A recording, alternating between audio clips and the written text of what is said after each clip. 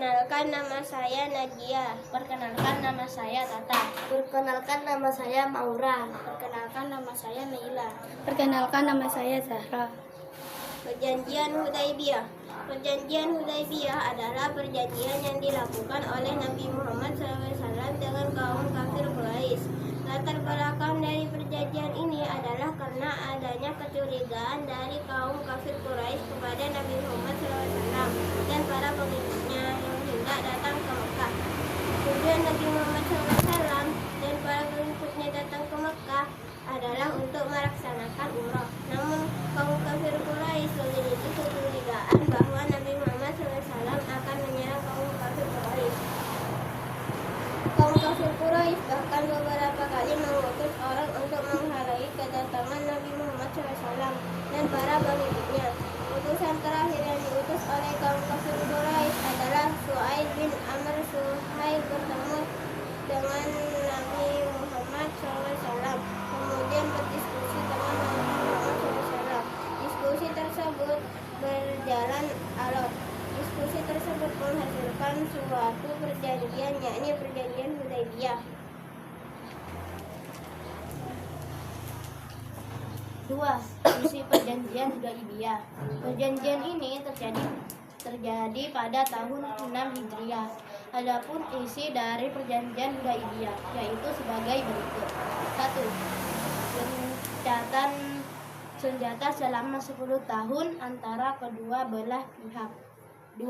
Rasulullah SAW dan rombongan harus pulang pada tahun tersebut dan tidak boleh memasuki Mekah kecuali tahun depan. 3. Bagi siapa saja yang ingin bergabung dengan Nabi Muhammad SAW dan mengikuti perjanjiannya, maka dia boleh melakukannya. Dan siapa saja yang ingin bergabung dengan pihak Quraisy dan perjanjiannya, maka dia boleh melakukannya.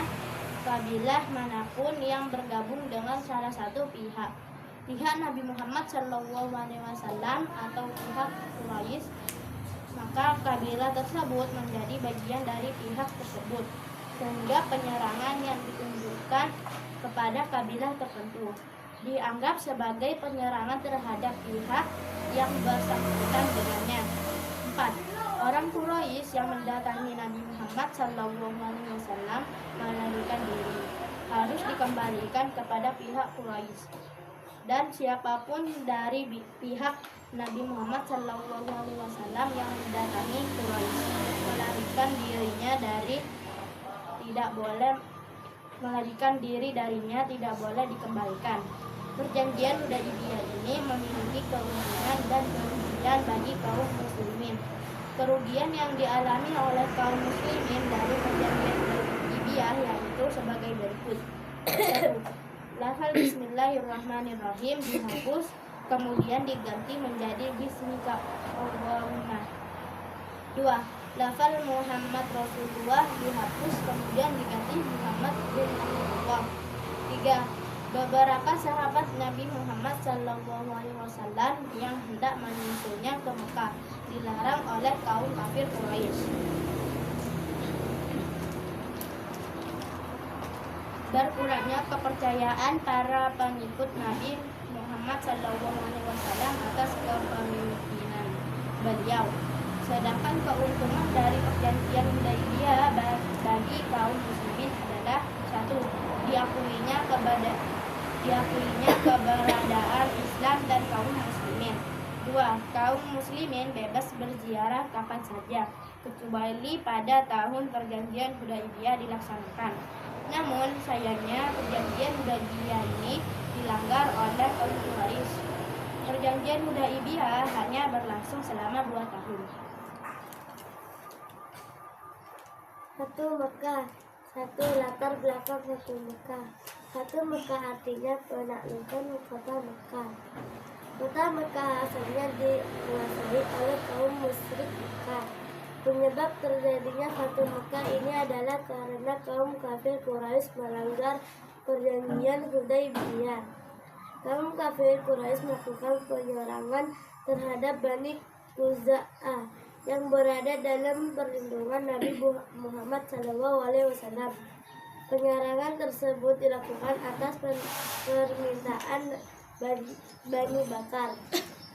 Bani Bakar yang sudah lama bermusuhan dengan Bani Khuza'ah sangat marah ketika mendengar Bani Khuza'ah bergabung dengan Nabi Muhammad SAW. Akhirnya Bani Bakar pun meminta kaum kafir Quraisy menyerang Bani Khuza'ah.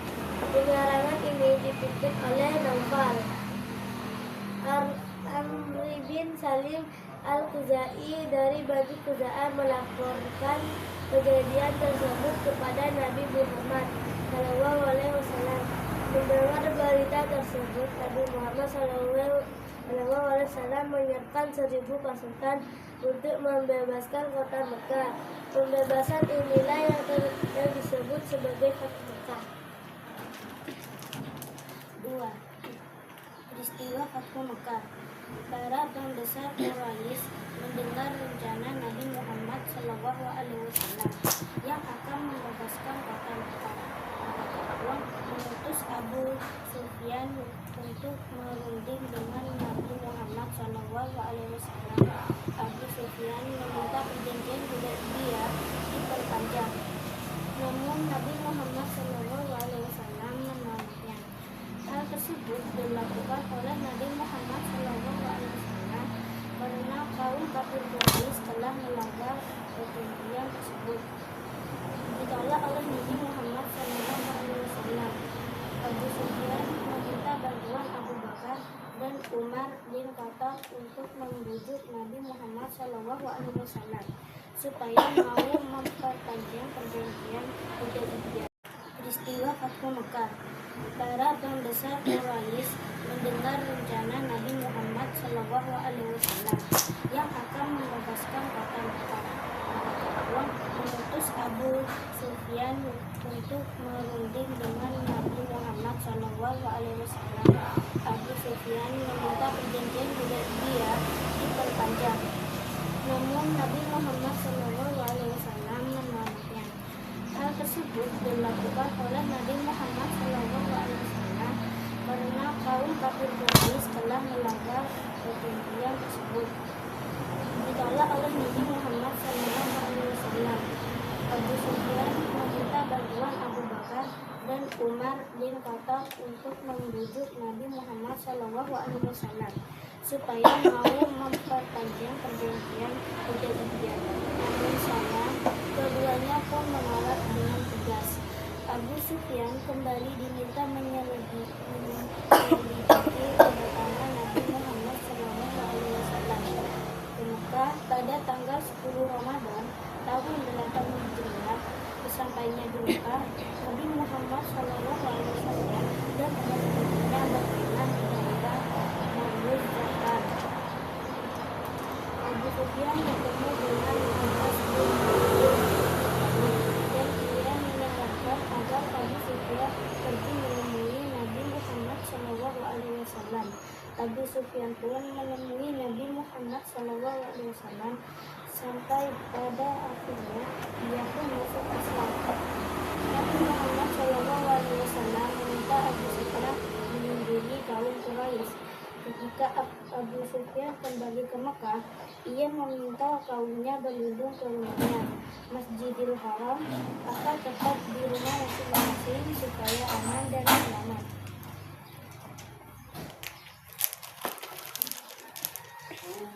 Sebagian kaum Quraisy ada yang menuruti perintah Abu Sufyan, namun ada juga yang berusaha menghadang kaum muslimin.